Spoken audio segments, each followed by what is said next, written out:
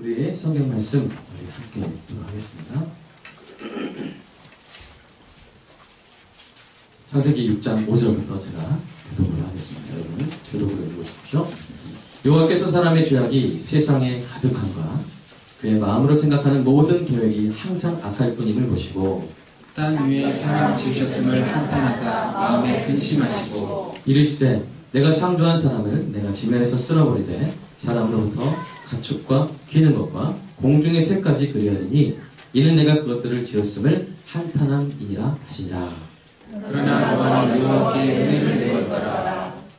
내가 내 무지개를 구름 속에 두었나니 이것이 나와 세상 사이에 언약의 증거니라. 내가 구름으로 땅을 덮을 때 무지개가 구름 속에 나타나면 내가 나와 너희와 및 육체를 가진 모든 생물 사이에 내 언약을 기억하리니 다시는 우리 모든 육체를 멸하는 홍수가 되지 아니할지라. 무지개가 구름 사이에 있으리니 내가 보고 나 하나님과 모든 육체를 가진 땅의 모든 생물 사이에 영원한 언약을 기억하리라. 아멘. 제가 기도하겠습니다. 하나님 말씀해 주시고 성령으로 조명하여 주시고 우리의 삶에 적용되게 하여 주시옵소서. 우리 주 예수 그리스도 이름으로 기도드립니다. 네, 평창올림픽이 2월 9일 개막식을 시작으로 평화올림픽의 기치를 아주 높이 들었습니다. 미국의 한 언론은 이번 올림픽에서 가장 중요하고 또 어려운 경기 종목이 있는데 그것은 바로 한반도 평화정착이라는 그런 경기가 될 것이라고 보도했습니다. 우리 민족이 다른 어떤 경기보다 이 한반도 평화정착이라는 경기에서 금메달을 따는 은혜가 있기를 간절히 소망합니다. 우리나라는 지금 중대한 전쟁의 위협 가운데 있습니다.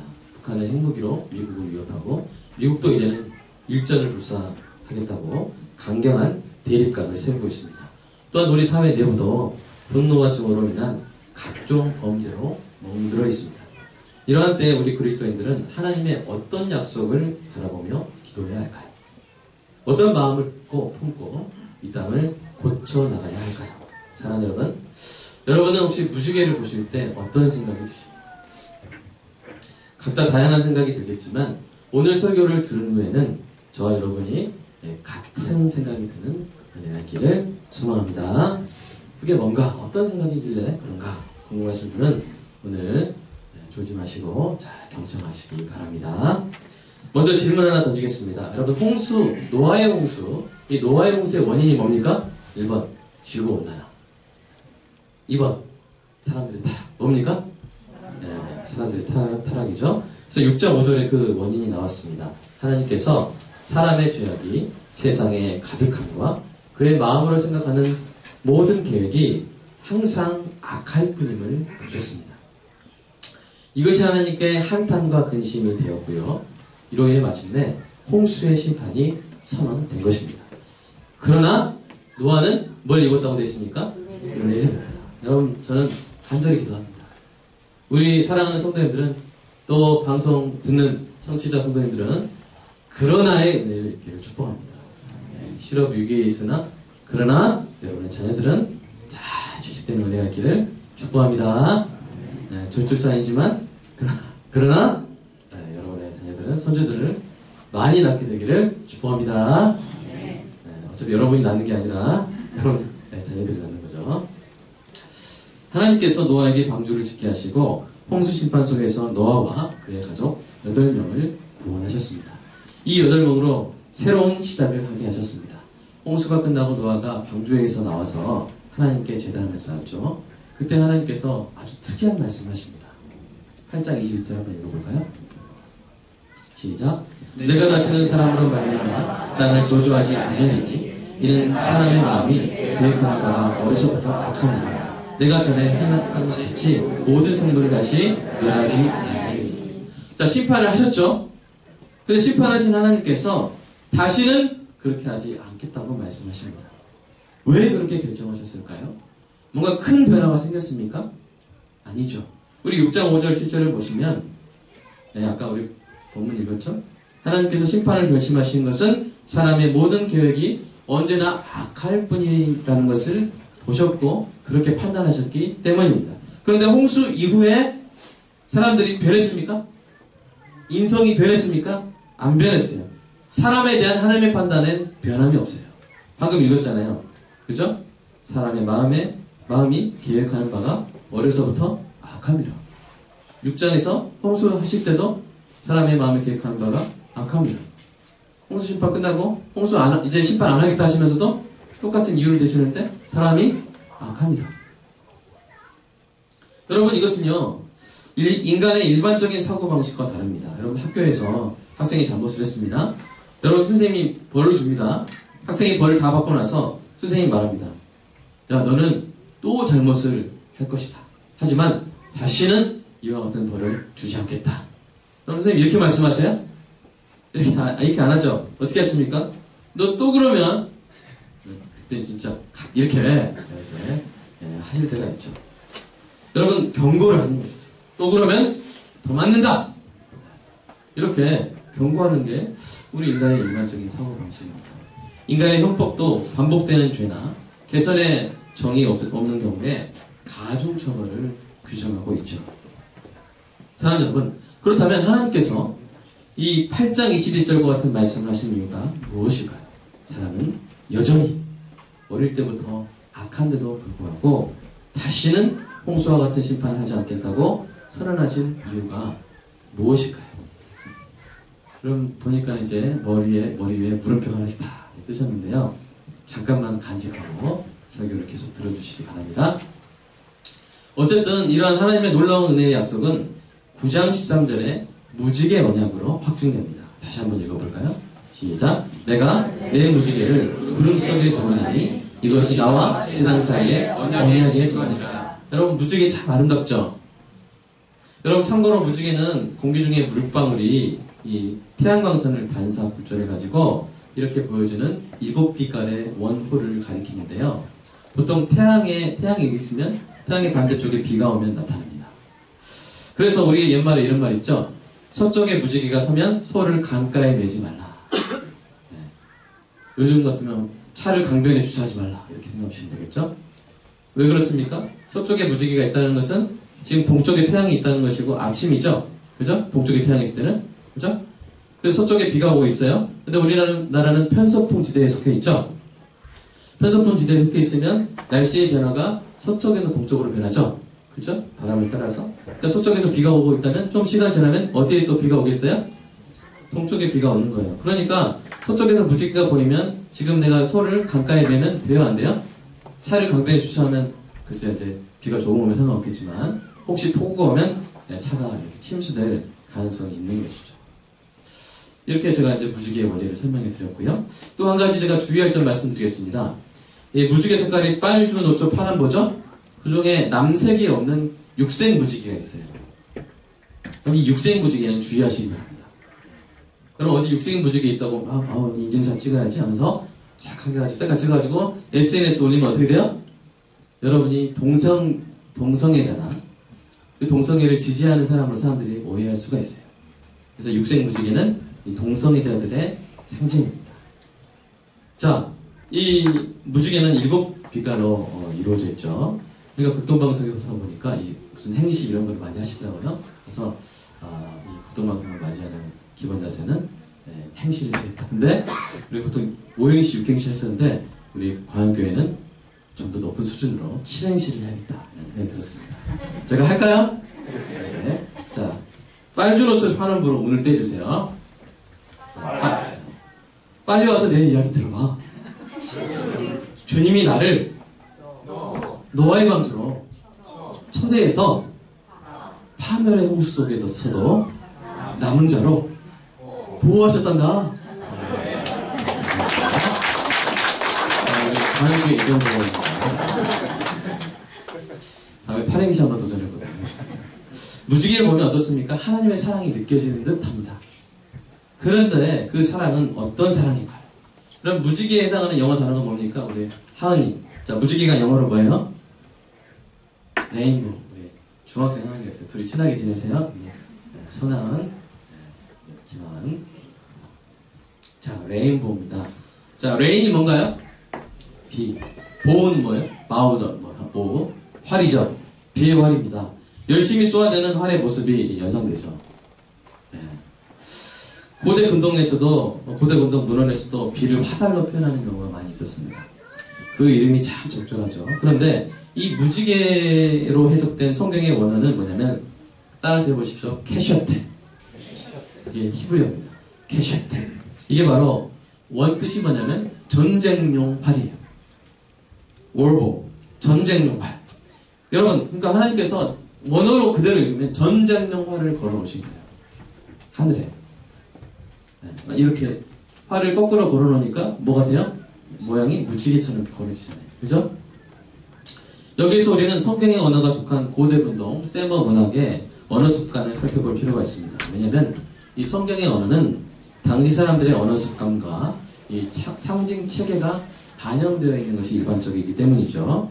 여러분, 고대 전쟁에서 병사들이 가장 많이 맞아 죽은 무기는 뭘까요? 1번 칼, 2번 창, 3번 활. 네, 활에 많이 죽어요. 활에. 한 90%는 활에 맞아 죽어요. 너무 심했나? 자, 80%는 활에 맞아 죽습니다. 활이야말로 전쟁과 징벌의 상징이었습니다. 그런데 이 세머 문화권에서는 셈족이 쓰는 이 세머 문화권에서는 활을 두었다 이런 표현을 하면요, 전쟁을 그치고 평화를 선언한다 라는 의미로 쓰이는 말입니다. 예를 들어서 에누마 에디시라는 그런 이 서사시가 있어요. 이 고대 바빌로니아 서사시인데요, 그 서사시에서 활이 생명을 의미하는 수메르어로 나타납니다. 그래서 고대 근동의 통치자는 활을 하늘에 향해 들어 올리는 의식을 치름으로써 내가 생명을 걸고, 활을 딱 들면서 내가 생명을 걸고 약속을 지키겠다 하는 이 맹세를 했습니다. 또한 이 고대 근동의 전쟁에서 승패가 이미 갈린 경우에 승자들이 어떻게 합니까? 활을 하늘에 딱 던져요. 그래서 야, 우리가 이겼다, 평화가 도래했다 라는 것을 보여주곤 했습니다. 그런데 여러분, 이 활이 걸린 방향을 주목해 보십시오. 하늘의 무지개를 활이라고 생각해 보면 어느 방향을 겨냥하고 있습니까? 제가 보니까 이런 사진도 있더라고요. 뭐가 걸려있어요? 무지개? 안 보이죠, 잘. 화살이 딱 걸리는 거예요. 이런 사진을 구글에서 열심히 찾았는데, 여러분, 이 무지개가 활이라고 하면 여러분, 땅을 겨냥하고 있습니까? 하늘을 겨냥하고 있습니까? 하늘을 겨냥하고 있죠. 땅을 향해 열심히 비를 쏘아대던 활을 하나님께서 거꾸로 뒤집어서 걸어놓으신 것입니다. 왜 그렇게 하신 것일까요? 미국 뉴욕에 있는 메트로폴리탄 박물관의 홈페이지에 게시된 아시리아 이 니누웨의 한 보조 사진을 보겠습니다. 보시면 좀 잘 안 보일 수도 있겠네요. 여기 이게 활이에요. 이렇게 이 사람이 통치자고 이 사람이 이제 총리고 이 사람이 지배자입니다. 활의 방향이 어느 쪽입니까? 통치자. 이 통치자에게 향해 있습니다. 이렇게 통치자가 자기 신하들에게 맹세를 할 때 활을 자기 쪽으로 하고 잡아요. 이게 무슨 의미냐면 이 언약을 하는 사람의 자기 저주 맹세라고 해석을 합니다. 여기서 자기 저주 맹세, 자기를 저주하는 맹세, 이게 말이 익숙치 않을 텐데요. 성경에는 하나님께서 자기 저주 맹세하는 장면이 나와요. 바로 창세기 15장입니다.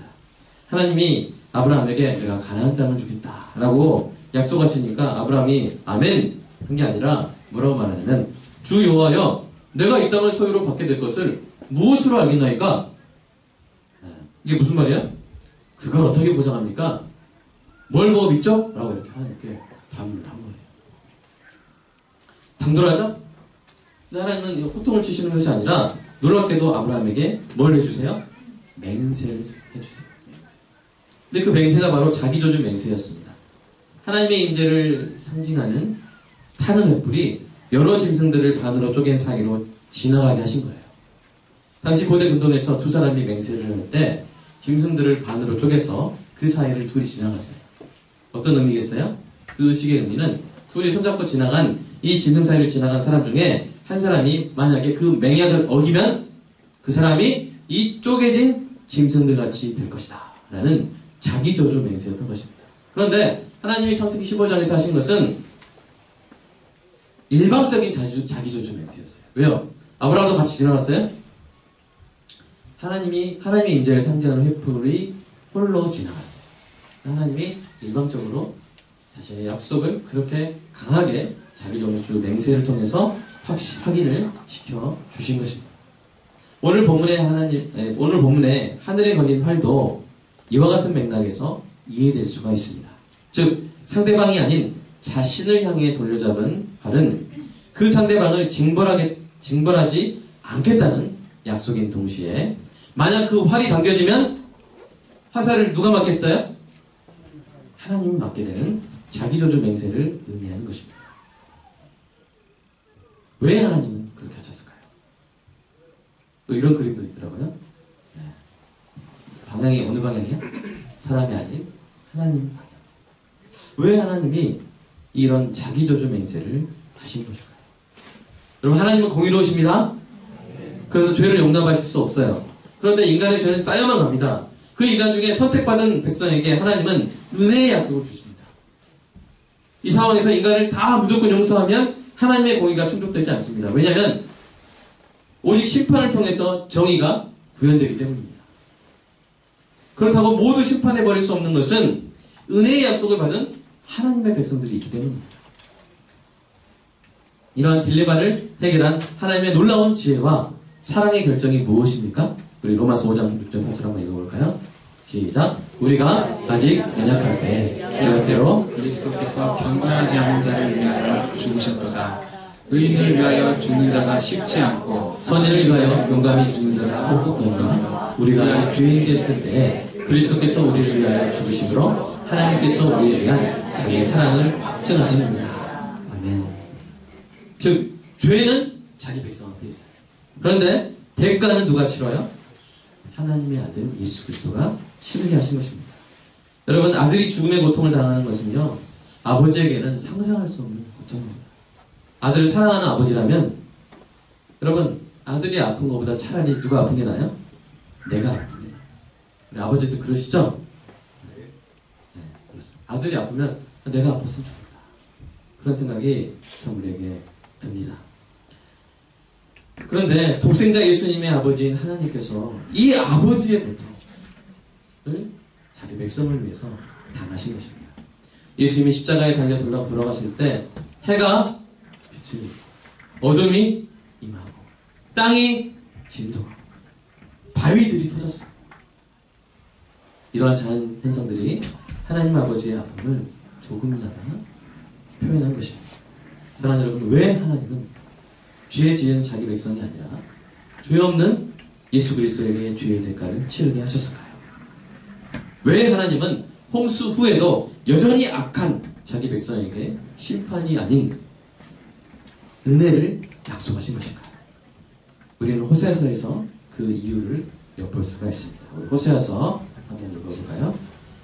시작. 에브라임이여 내가 어찌 너를 일컫느냐. 이스라엘이여 내가 어찌 너를 버리겠느냐. 내가 어찌 너를 아드마같이 여기느냐. 어찌 너를 스포임같이 두겠느냐. 내 마음이 내 속에서 돌이켜 나의 국률이 온전히 불붙듯 하다. 내가 나의 맹렬한 진노를 나타내지 아니하며 내가 다시는 에브라임을 멸하지 아니하니 이는 내가 하나님이요 사람이 아닙니다. 내 가운데 있는 거룩한 이니 진노함으로 내게 임하지 아니하리라. 여러분, 에브라임과 이스라엘은 하나님의 백성을 의미하는 거예요. 아드마와 스보임은 처음 들어보실 수 있는데 이 소돔과 고모라와 함께 있었던 5 도시들 중에 둘입니다. 그러니까 소돔과 고모라가 멸망할 때 함께 멸망했던 죄악의 도시들이었어요. 하나님이 이 소돔과 고모라를 그 죄악으로 인해서 그 땅을 뒤집어 엎으셨다고 했어요. 창세기 원문을 보면 턴오버, 뒤집어 엎으셨어요. 그런데 호세아서의 하나님은 이제는 땅이 아니라 뭘 뒤집어 엎으세요? 자기 마음을 뒤집어 엎으세요. 자기 마음을 뒤집어 엎으세요. 그러니까 여러분 보십시오. 네, 다음 말씀 보시면 여기 맹렬한 진노 있잖아요. 원래 하나님이 그게 뒤집히니까 다시 돌아가 주십시오. 뭐가 돼요? 불붙는 국물이 되는 거예요. 여기에 십자가의 비밀이 있습니다.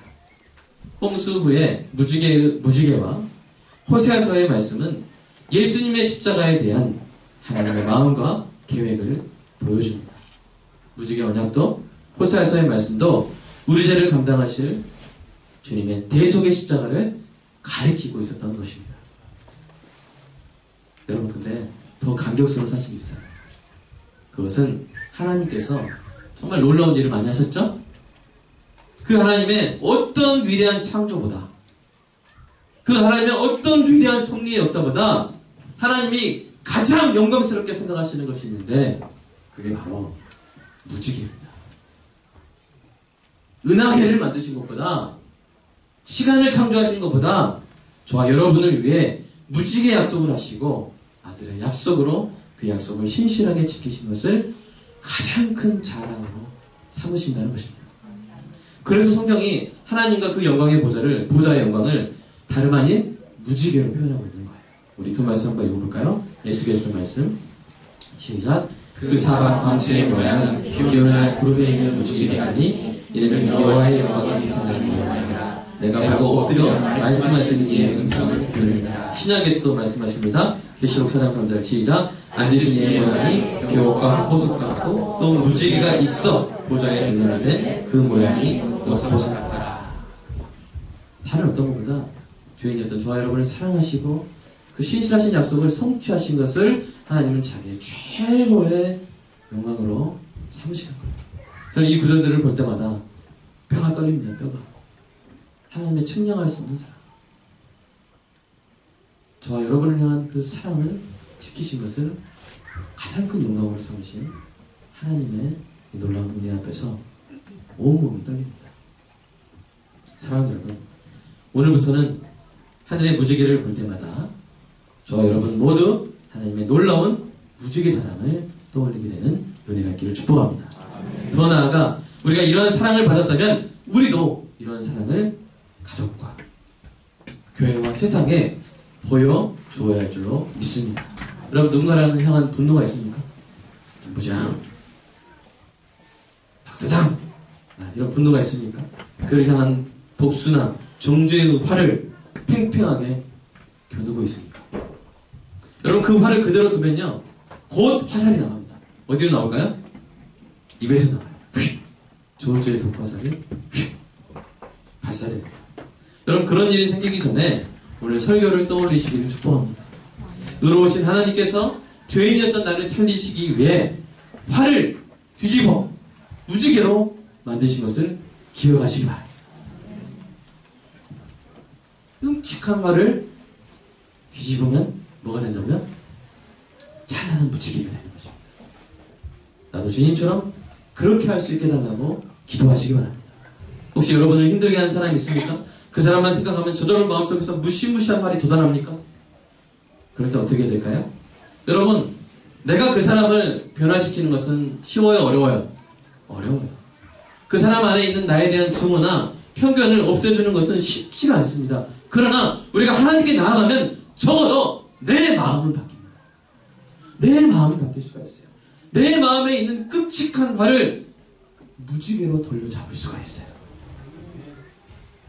여러분, 베드로가 예수님에게 형제를 몇 번이나 용서해야 됩니까? 저처럼 한 7번 용서가 됩니까? 그러니까 예수님이 뭐라고 하셨어요? 70번에 490번 용서. 왜요? 용서하면 그 사람만 좋은 게 아니에요. 그 사람보다 우리가 더 좋아요. 왜요? 우리가 용서할 때마다, 우리가 화를 뒤집을 때마다 하나님이 주시는 무지개 훈장들이 성도의 가슴에 쫙 달리는 거예요. 용서할 때마다 무지개 훈장들이 쫙 달리는 거예요. 여러분 천국 갈 때 무지개 훈장 달고 같이 은혜가 있기를 축복합니다. 그리고 이제 활을 바꾸려고 하는데 막 활이 다시 뒤집히죠. 활 무지개 아닌데 다시 활 이렇게 뒤집히고, 그럴 때는 제가 방법 하나 알려드리게 되겠습니다. 정 힘들 때는 기침하듯 가슴 속에 분노를 뱉어내며 쾌샤트 막 이렇게 외치시고 한번 따라서 볼까요? 스트레스를 푸는 마음으로 시작. 쾌샤트. 쾌샤트가 뭐라 그랬어요? 네?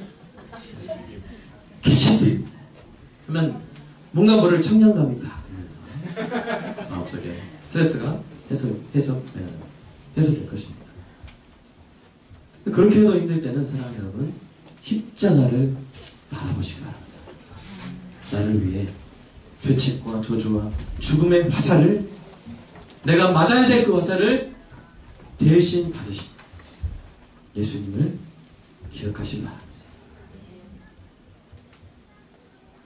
우리 양에서 선교사님 선교 전장에 가시면 선교사님들이 안 그러실 것 같은데 서로 화를 막 겨누고 있을 수가 있어요. 그럴 때 그 활들을 무지개로 바꿔주시기 바랍니다. 그 무지개로, 활을 무지개로 바꾸는 자금을 안 주면서 이런 말을 하면 안 되겠죠? 우리 교회가 3월부터 20만원씩 우리 후원하기로 했습니다. 그래서 그 돈은 무슨 돈이냐? 활을 무지개로 바꾸는 돈. 그럼 어떻게 하면 바꿀 수 있습니까? 성경 사주고 막 이렇게 이런 거.